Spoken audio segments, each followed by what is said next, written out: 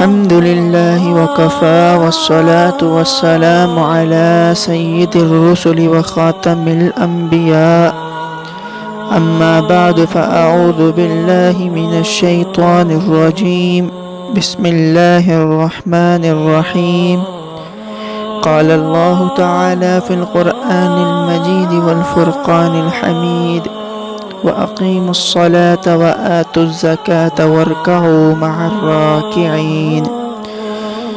وقال النبي صلى الله عليه وسلم بني الإسلام على خمس: على أن يعبد الله ويكفر بما دونه وإقام الصلاة وإيتاء الزكاة وحج البيت وصوم رمضان. صدق الله العظيم وصدق رسوله النبي الكريم ونحن على ذلك لمن الشاهدين والشاكرين والحمد لله رب العالمين. میرے انتہائی معزز محترم مکرم دوستوں اور بزرگوں، ویسے تو اللہ سبحانہ و تعالی نے نبی کریم صلی اللہ علیہ وسلم کو بہت سے احکامات دیے ہیں کہ جو نبی کریم صلی اللہ علیہ وسلم کی امت پر ان میں سے بعض احکامات فرض کی حیثیت رکھتے ہیں، بعض واجب کی حیثیت رکھتے ہیں، بعض احکامات ایسے بھی ہیں جو سنت کی حیثیت رکھتے ہیں۔ دین اسلام میں اللہ رب العزت نے ہم مسلمانوں کو ایک خاص قسم کی عبادت عطا کی ہے، اور رب ذوالجلال نے اس عبادت کی افضلیت، اس کے مقام اور مرتبے کو بتانے کے لیے ایک ایسا نیا طریقہ اختیار کیا، اور اس حکم اور اس عبادت کو نبی کریم صلی اللہ علیہ وسلم پر اور آپ کی امت پر فرض کیا۔ حالانکہ اللہ رب العزت نے اور بھی بہت سے احکامات، فرائض سرکار دو عالم صلی اللہ علیہ وسلم کو دیے ہیں، لیکن ان فرائض کے دینے میں اللہ رب العزت نے جو طریقہ اور جو راستہ اختیار کیا وہ ایک جیسا ہی تھا۔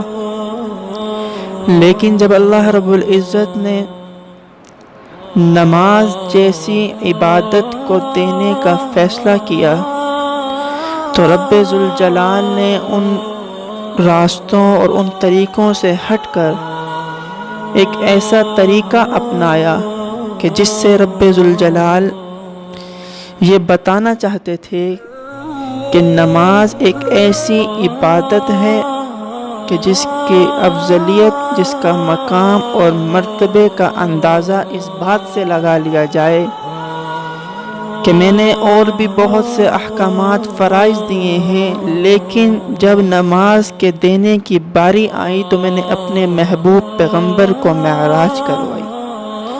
جب نماز کے دینے کی بات آئی تو میں نے اپنے محبوب پیغمبر کو بلوایا۔ جب نماز کے دینے کی بات آئی تو میں نے اپنے محبوب پیغمبر سے ہم کلامی کی اور اپنے محبوب پیغمبر کو معراج کروائی اور یہ عبادت دی ہے۔ اسی دینے کے طریقے سے ہمیں یہ معلوم ہوتا ہے کہ اللہ کے ہاں نماز کتنی بڑی عبادت، کتنی افضل عبادت اور کتنا مقام اور مرتبہ رکھنے والی عبادت ہے۔ تو وہیں دوسری طرف ہمیں اللہ رب العزت کے اس طریقے اختیار سے یہ بھی معلوم ہوتا ہے کہ نماز ایک ایسی عظیم عبادت ہے عبادتوں میں کہ جس کی وجہ سے بندہ اپنے اللہ کے بہت قریب ہو جاتا ہے۔ تو اللہ رب العزت نے قرآن پاک میں بھی بہت سے مقامات پر نماز کا حکم دیا ہے، نماز پڑھنے کی تاکید کی ہے، سورہ بقرہ میں اللہ رب العزت فرماتے ہیں وَأَقِيمُوا الصَّلَاةَ وَآتُوا الزَّكَاةَ وَارْكَعُوا مَعَ الرَّاكِعِينَ، نماز قائم کرو، زکوٰۃ ادا کرو اور رکوع کرو رکوع کرنے والوں کے ساتھ۔ اسی طرح رب ذوالجلال سورہ طٰہٰ میں فرماتے ہیں وَأَقِمِ الصَّلَاةَ لِذِكْرِي، اور میری یاد کی خاطر نماز قائم کرو۔ یہ تو وہ آیات تھی کہ جن سے یہ معلوم ہوتا ہے کہ رب ذوالجلال نے انسانوں کو نماز کا حکم دیا ہے، انسانوں کو اپنی عبادت کا حکم دیا ہے۔ لیکن اگر ہم قرآن پاک کا بغور مطالعہ کریں تو ہمیں اللہ رب العزت کی پیدا کی گئی ہر مخلوق کے بارے میں ایک حکم نظر آتا ہے کہ رب ذوالجلال فرماتے ہیں أَلَمْ تَرَ أَنَّ اللَّهَ يُسَبِّحُ لَهُ مَنْ فِي السَّمَاوَاتِ وَالْأَرْضِ وَالطَّيْرُ صَافَّاتٍ كُلُّ قَدْ عَلِمَ صَلَاتَهُ وَتَسْبِيحَهُ۔ سورہ نور میں اللہ رب العزت یہ ارشاد فرماتے ہیں، کیا تم نے نہیں دیکھا کہ جو کوئی بھی آسمانوں اور زمینوں میں وہ اللہ ہی کی تسبیح کرتے ہیں، اور پرندے جو فضاؤں میں ہوتے ہیں پر پھیلائے ہوئے اس کی تسبیح کرتے ہیں، ہر ایک اپنی نماز اور اپنی تسبیح کو جانتا ہے۔ اس سے معلوم ہوتا ہے کہ کائنات، زمین و آسمان کی ہر مخلوق اپنے حال کے مطابق اپنے اللہ کی صلاۃ، تسبیح اور تحمید میں مصروف رہتے ہیں۔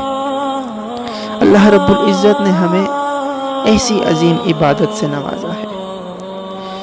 تو وہیں دوسری طرف نماز کے بارے میں بہت سے مسائل ہیں کہ نماز پڑھنی کیسے ہے، نماز ادا کیسے کرنی ہے، نماز کے فرائض کیا ہیں، نماز کے واجبات کیا ہے، نماز میں اگر کوئی غلطی ہو جاتی ہے اور کن غلطیوں سے نماز فاسد ہو جاتی ہے، اور کن غلطیوں کی وجہ سے نماز فاسد تو نہیں ہوتی بلکہ سجدہ سہو والی عظیم نعمت جو اللہ رب العزت نے ہمیں اس نماز میں عطا کی ہے، اس سجدہ سہو کو کرنا واجب ہو جاتا ہے کہ جس کے بنا اللہ رب العزت کے ہاں آپ کی اس غلطی کی تلافی ناممکن ہے۔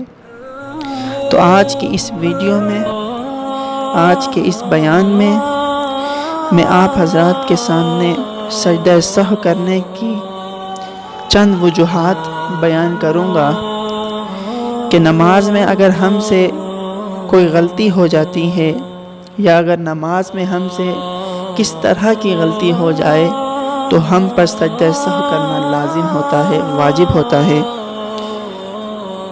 تو نماز میں بھول کر درجہ ذیل جو میں ابھی بیان کرنے لگا ہوں غلطیاں اگر ہو جاتی ہیں تو اس پر نماز پڑھنے والے کے لیے سجدہ سہو کرنا واجب ہے، لازم ہے۔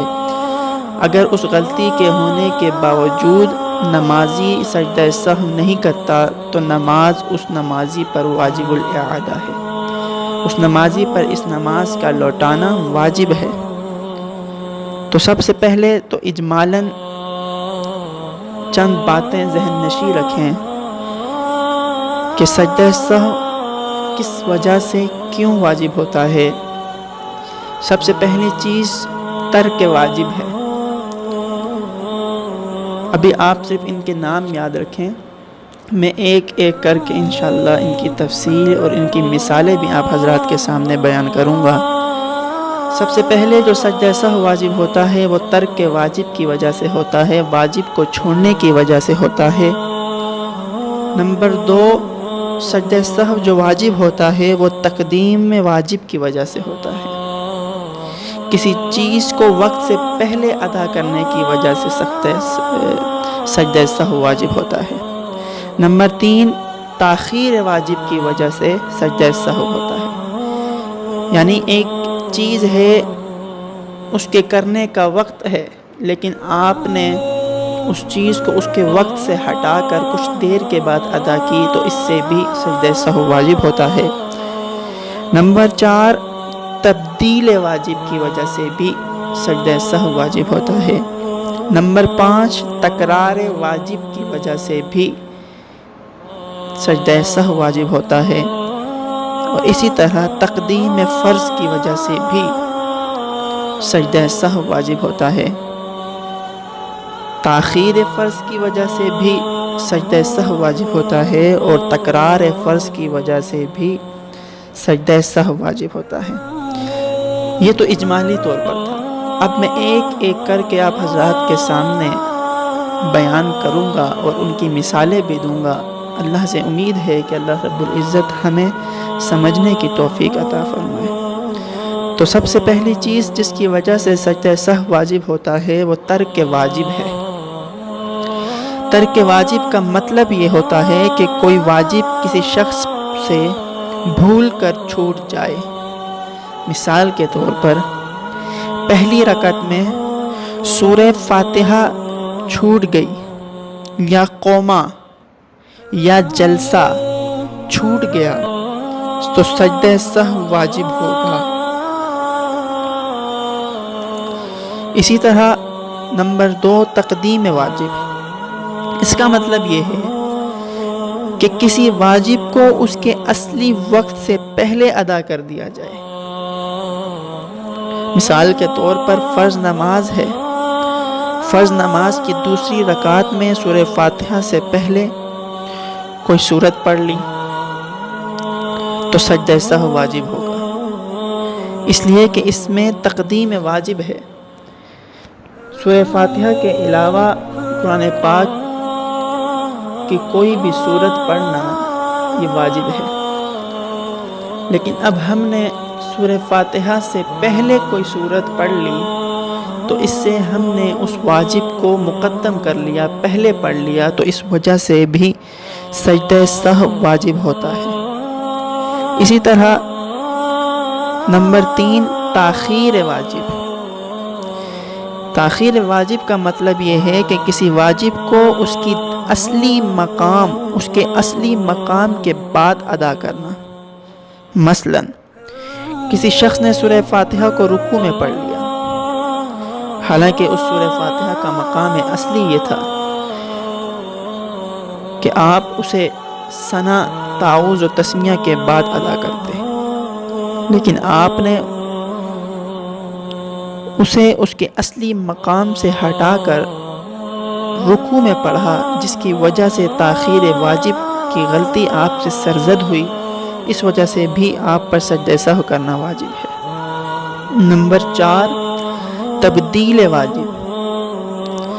اس کا مطلب ہے کہ کسی ایک واجب کو دوسرے واجب سے تبدیل کر دینا۔ مثال کے طور پر نبی کریم صلی اللہ علیہ وسلم کا حکم ہے کہ فجر، مغرب اور عشاء میں امام اپنی قرات کو بآواز بلند پڑھے، اور ظہر اور عصر میں حکم ہے کہ امام قرات سرن پڑھے، بآواز بلند نہ پڑھے۔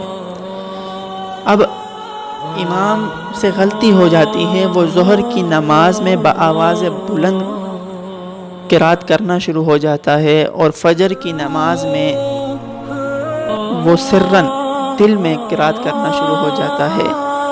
حالانکہ فجر میں اس امام کو جہرن قرات کرنی تھی، بآواز بلند کرنی تھی، ظہر میں اس امام کو سرن قرات کرنی تھی، دل میں قرات کرنی تھی، لیکن اس نے واجب کو تبدیل کر دیا، تو تبدیل واجب کی غلطی اس امام سے سرزد ہوئی، تو اس وجہ سے بھی اس امام پر سجدہ سہو کرنا واجب ہوتا ہے۔ اسی طرح نمبر 5، تکرار واجب۔ اس کا مطلب یہ ہے کہ کسی واجب کو ایک سے زیادہ مرتبہ ادا کرنا۔ مثلا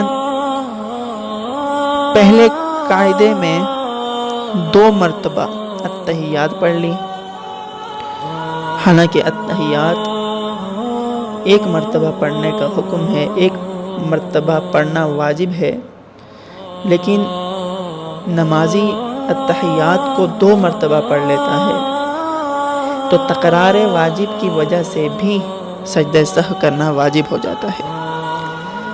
اسی طرح نمبر 6 تقدیم فرض۔ اس کا مطلب ہے کہ کسی فرض کو اس کے اصلی مقام سے پہلے ادا کرنا۔ مثلا رکوع چھوڑ کر سجدہ کیا، پھر سجدے سے واپس آ کر رکوع کر لیا۔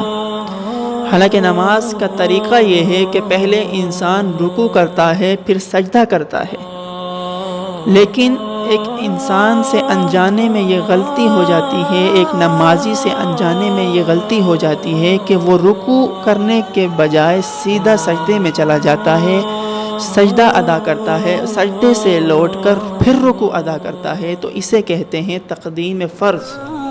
اس لیے کہ رکوع کرنا بھی فرض ہے، سجدہ کرنا بھی فرض ہے۔ اب اس انسان نے اپنے فرضوں کو ان کی مقام سے آگے پیچھے کر دیا، جسے پہلے پڑھنا تھا اسے مؤخر کر دیا، جسے مؤخر کرنا تھا اسے مقدم کر دیا۔ تو اس نمازی سے تقدیم فرض والی غلطی سرزد ہوئی، اس وجہ سے بھی انسان کو، نمازی کو سجدہ سہو کرنا واجب ہے۔ اسی طرح نمبر 7 تاخیر فرض۔ اس کا مطلب یہ ہے کہ کسی فرض کو اس کے اصلی مقام سے مؤخر کرنا۔ مثال کے طور پر ایک ہی سجدہ کیا، پھر سلام سے پہلے یاد آ کر دوسرا سجدہ کر دیا، تو سجدہ سہو کرنا اب ایسے انسان پر بھی واجب ہے۔ اسی طرح نمبر 8 تکرار فرض۔ اس کا مطلب یہ ہے کہ کسی فرض کو اس کے مقررہ حد سے زیادہ مرتبہ ادا کرنا۔ مثال کے طور پر 1 مرتبہ رکوع کرنے کا حکم ہے 1 رکعت میں، اب انسان 1 مرتبہ کے بجائے 2 مرتبہ رکوع کر لیتا ہے، تو اس وجہ سے اس انسان پر سجدہ سہو کرنا واجب ہو جاتا ہے۔ یہاں ایک بات یاد رکھیں کہ ترک فرض جو ہے، اگر ترک فرض والی غلطی کسی نمازی سے ہو جاتی ہے تو اس سے سجدہ سہو واجب نہیں ہوتا، بلکہ اس سے نماز ہی فاسد ہو جائے گی، اور اس نمازی کے لیے نماز کا لوٹانا واجب ہوگا۔ اگر وہ نمازی صرف سجدہ سہو کر لیتا ہے تو اس سجدہ سہو کر لینے سے بھی اس نمازی کی نماز ادا نہیں ہوگی۔ اللہ رب العزت ہمیں ان چھوٹی چھوٹی غلطیوں سے بچنے کی توفیق عطا فرمائے اور نماز کو اس طریقے کے مطابق ادا کرنے کی توفیق عطا فرمائے جس طریقے کے مطابق نبی کریم صلی اللہ علیہ وسلم نے تعلیم فرمائی ہے۔ وآخر دعوانا ان الحمد للہ رب العالمین۔